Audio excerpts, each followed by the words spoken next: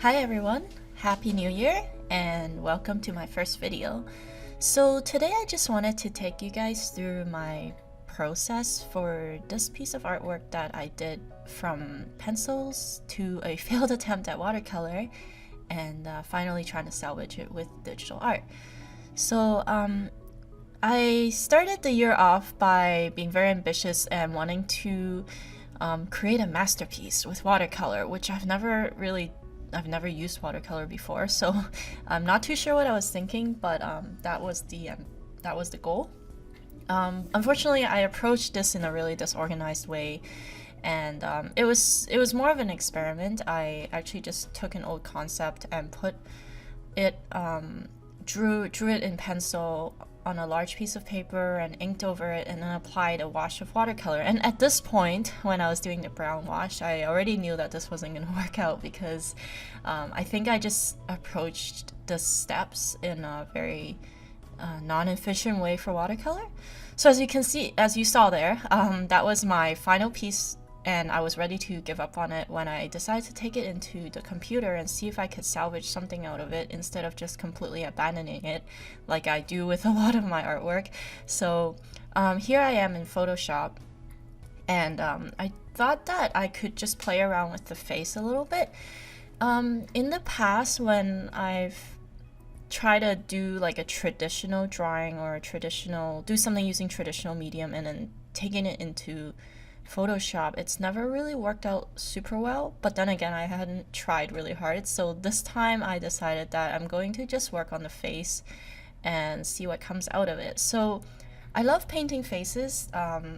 There's something very relaxing about it, kind of meditative. It takes probably the longest time out of the entire painting process when it comes to a character, for me anyway, because it just takes time to find the right expression and to find the right, I guess, the right proportions too, depending on what kind of face you're going for. So for this one, it's a very generic, pretty face, and I made the eyes quite big in the beginning. I think that's because of the watercolor, but it's like as you keep going, things tend to get smaller and smaller as you refine it. So I think by the end of it, it's a pretty regular sized pair of eyes. And then the lips also, it took a while because I redid it a few times because originally she looked kind of angry, and I just wanted to give her like a slight mysterious smile. It's not quite there, it's like a half smile. She looks more confident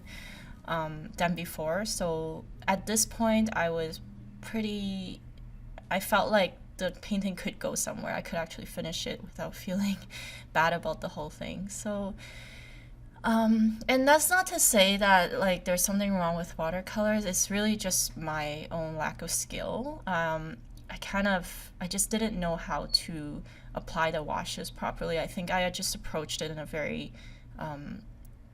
painterly way that I'm used to, which is go over it once with some shadows and then like do highlights and shadows at the same time. But I think with watercolor, you really have to lay it on like softly in the beginning, and then you just keep layering it on top of each other. So that's something I didn't do. And yeah, this year I really want to get better at traditional mediums because I've been doing digital painting the entire time, and I think it's sometimes like a crutch, right? Because there's always like this level where you can take things out, resize it, tweak it, and I think it's great because it saves a lot of time. But at the same time, like just to push myself to learn more, I would like to do more traditional work this year. But anyway, back to this digital painting. Here I'm working on the hands, and again, hands are just really difficult, and that took me a few tries as well to get right. After I was decently happy with the hands, I think they could be improved, but decently happy with them, I moved on to detailing out the rest of her clothing. And initially with the watercolor, I wanted it to be more of a warm glow, but once I got to the stage and I tried to think about what material each element of clothing it is, I thought that it would be nicer to do a colder tone, and I started seeing like a more of a night scene for her. So yeah, and now I'm just going through these leather things. I don't even know what they are. I had this idea that they were kind of scales initially when it was on watercolor. They were supposed to be these scales that would be teal and like shiny, but it kind of evolved into, as I was looking at references too, evolved into these leather pieces that would just be layered on top of each other. But I just didn't like the way they turned out. But I try to fix it later on, you'll see. So also the hood, it's looking a little better now than the watercolor. It's got a little bit more weight to it, and that's the beauty of digital painting, is you can go in and on top of it and pretty easily change and fix things, and that's what I really like about digital painting. Yeah, let's see.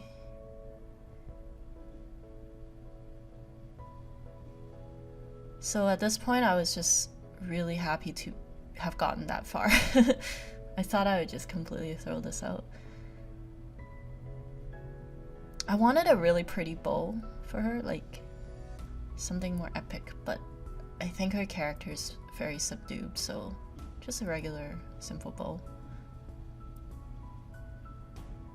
And I just cleaned up the background there and prepped the background color. I went through a few different versions. Like first I went really dark, like super dark, shadowy, tried a moon in there, but eventually settled on something that's a little bit more saturated. Kind of like a feeling like there is still some light coming in through the forest. It's dusk, not completely, well, I guess it's night. It's definitely nighttime. And once we get to this point, I thought it was a little bit boring, so it would be nice, I thought, to have a fire in front of her and try to figure out how that lighting would work out on her. So I touched everything again and made it, give it a lighting pass pretty much. So something I did with this painting, which is like a new process for me, is I just built everything up from like element by element. So I didn't think, I probably should have, but I didn't think about the end result this time. I just decided that I'm going to, okay, now I'm going to focus on the base color, like the hues, I guess, like what base color are her clothings, what base color is her skin, and then do the shading according to the form of each part. And then after that, once I decided what kind of background and lighting there were, to go over it again with like another color pass and fix some of the tones and make some stuff pop up a little bit more.